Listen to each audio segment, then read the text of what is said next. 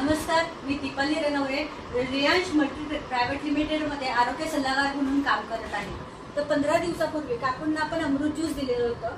हे कंपनीचं mother product आहे अमृत ज्यूस। ते दिलं होतं, ते का दिलं होतं, कशासाठी दिलं होतं आणि जे घेतलं होतं ते त्यांना रिझल्ट काय आलेला आहे 15 दिवसामध्ये ते आपण काकूंना विचारूया।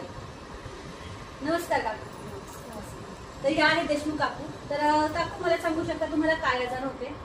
25 वर्ष झाले चिकनचा त्रास होता, थायरॉइडचा त्रास होता, हाताला मुंग्याचा त्रास होता।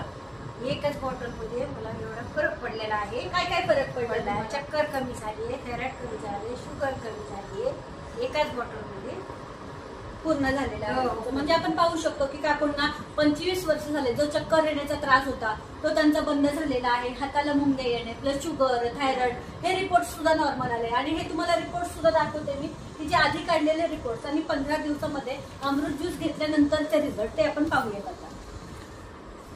हे आहेत अमृत ज्यूस घेण्या अगोदरचे रिपोर्ट्स जे तुम्ही पाहू शकता। 2/6/2025 रोजी काढले थायरॉइडचे हे आधीचे रिपोर्ट्स आणि हे आहेत आपले नंतरचे रिपोर्ट्स 2/8/2025। तर ह्याच्यामध्ये तुम्ही पाहू शकता की किती डिफरन्स आहे तेही 15 दिवसामध्ये।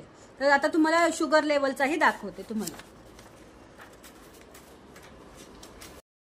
शुगरचा रिपोर्ट हा आहे आपला अगोदरचा रिपोर्ट आहे। तुम्ही पाहू शकता की शुगर लेवल जेवणाच्या आधी आणि नंतर किती होती ती, हा आधीचा आहे आणि हा अमृत ज्यूस घेतल्यानंतर 15 दिवसानंतरचा हा रिपोर्ट आहे जेवणाच्या आधीची आणि नंतरची शुगर।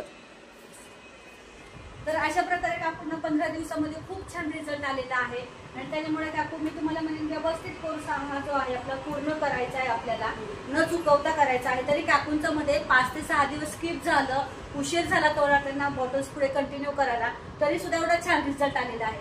तर काकू तुम्ही काय सांगू इच्छिता की अमृत ज्यूस सगळ्यांनी घेतलं पाहिजे की सगळ्यांनीच घेतलं पाहिजे? छान रिझल्ट आलेला आहे, सगळ्यांनी घ्यायला पाहिजे। आजार पूर्ण चांगले बरे होण्यासाठी हे आवश्यक आहे, तर हे प्रत्येकाने घेतलं पाहिजे।